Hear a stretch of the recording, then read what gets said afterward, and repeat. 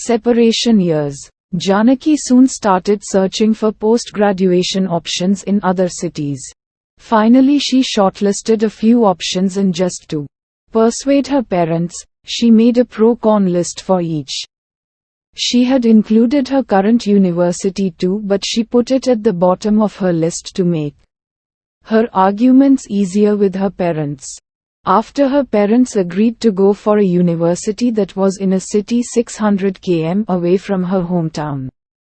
Due to excellent academic record, she got a seat in multimedia and mass communications for PG and also received a good scholarship too. Her parents decided to drop her to the university and left her grandmother with Astitwa. As Janaki started settling in her course, she first made sure to get a new number and a new mobile so she would not have to block Astitwa, and at the same time she could safely ignore him. She thought that way she would bury her love for Astitwa, but little did she know, love God work differently and are free-willed. Soon she got occupied with her studies. She made sure to avoid hometown visits as much as possible. By the end of first year she scored well and was the topper of university. After completion of first year she joined a startup media organization. The organization mostly involved interviews of noted and sensational personalities. Then the interviews were released as podcasts. As an intern she had to draft the questions and record the background of the guest for podcasts. After she finished her post-graduation in flying colors, she visited her hometown for the first time. This time she didn't get to see Astitwa, so she felt happy. She didn't bother to inquire about him either. Soon her application got selected in one of the reputed media organizations.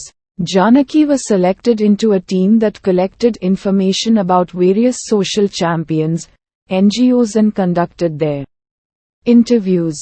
So the team collectively works towards gathering information, and once sufficient information is gathered they make in-person interviews. These interviews are mostly conducted at the participant residence. Janaki loved her work. Within 4 years she got promoted to team lead position. In her new post she had to take interviews of the personalities. Over the next year she covered various environmentalists, NGOs working for women empowerment. While her professional life was flying high, at personal front she suffered badly. Every time she tried to forge an emotional relationship she would start comparison with Astitwa and eventually would find faults which are not actually an issue. Even with matrimonial matches she started to do so. Finally her parents too gave up, saying she needed more time, when none knew the real issue and she denied them as issue. To avoid this conflict she immersed herself in works and became a star performer for the organization. Astitwa was very happy for Janaki as she got the field she wanted and in a place where she preferred. He wished her good luck and goodbye. She had become an important part in his daily life. As days passed he started to miss time spent together. The sunset tea, the banter they had, their travels to Hilltop Temple, and mostly the hair sessions they were having. His hair now reached just below the shoulder blade. He proudly showed his high-volume hair wherever he went.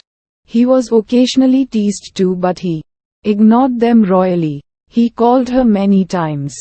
Neither his calls nor his texts were answered. On one such days when he opened his wardrobe he found the half sari he wore on their Hilltop Temple trips. He felt an uncontrollable desire to wear them. He took them out and made sure to lock his room so as to hide his dressing. As he dressed in them he felt complete. With time he became habituated to the dressing. Every time he missed Janaki he wore the dress. Dressing almost became a regular activity. So he decided to leave the penthouse of Janaki. He had to convince her parents so that they let him go. In return they made him to promise them that he would be in contact and meet them sometimes. Finally he took a separate room from the money he saved from his part-time employment. He continued to grow his hair until it reached mid-back level. His dressing too continued. With time it became a habit and he ended up trying most dresses except a sari. However, he always made sure no one ever found out his dressing habit. He kept contact with Janaki's family too. But he never got to meet her.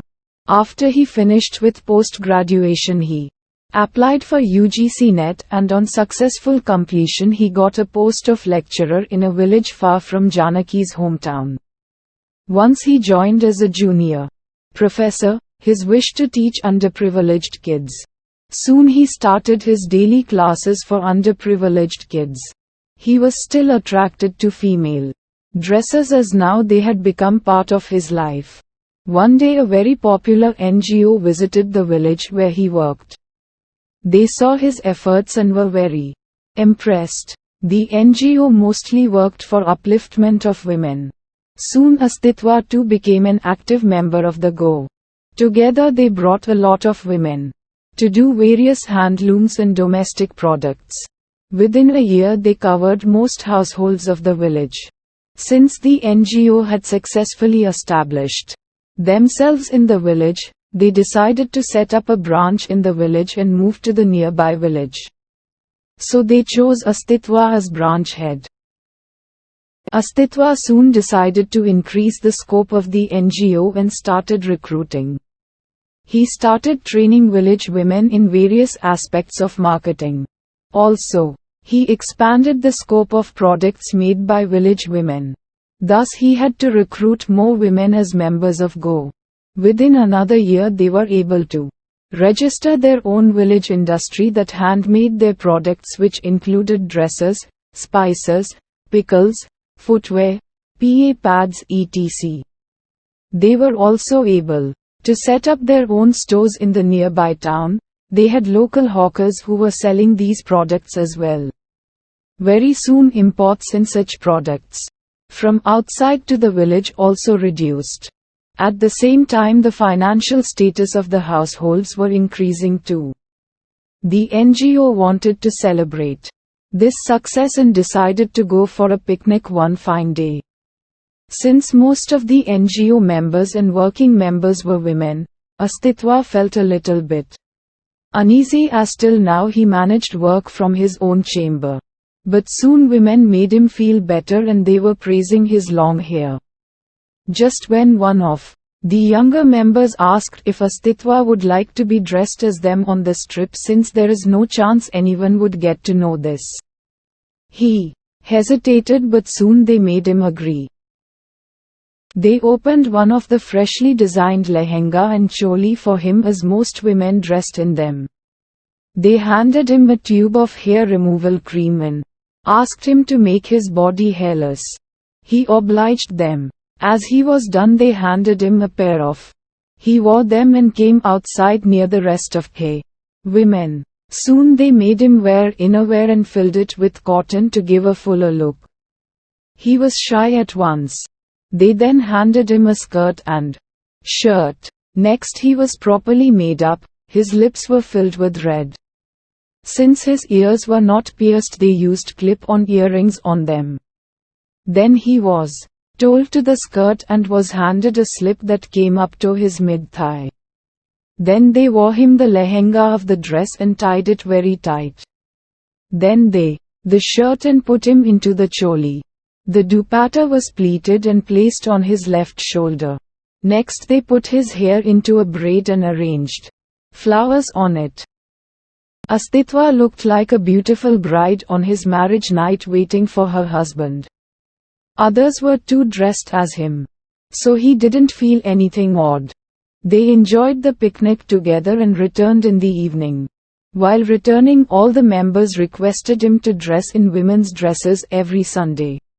In the NGO, as there will be no classes that day for him, he could not deny them. He has continued the same since last 5 years.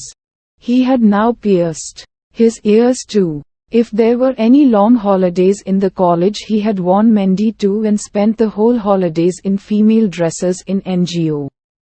By now, their NGO had become very famous and Astitwa had become a sensation. Nobody knew his dressing, but his other social works were talked in bits and pieces. So Janaki's organization decided to document it. Janaki's manager was called by the editor-in-chief and was asked to do a full interview to be published in their weekly magazine. Since Janaki had established herself as an efficient member, she was chosen to do the interview. The file was filled with his success, and in the end it just read, "A man heading an NGO working towards women empowerment." She was told to prepare the interview plan, questions she was planning to ask, and get it reviewed. Another team was planning to get his time for an interview. Astitwa agreed to meet next weekend. So Janaki had 10 days to prepare, and on the 11th day she had to travel. She was supposed to stay 2 full days with the NGO, a Saturday and a Sunday. On Saturday the interview was supposed to be conducted at his house. On Sunday a full day of his working in the NGO to be recorded. Another team was sent 2 days prior to collect about him as well.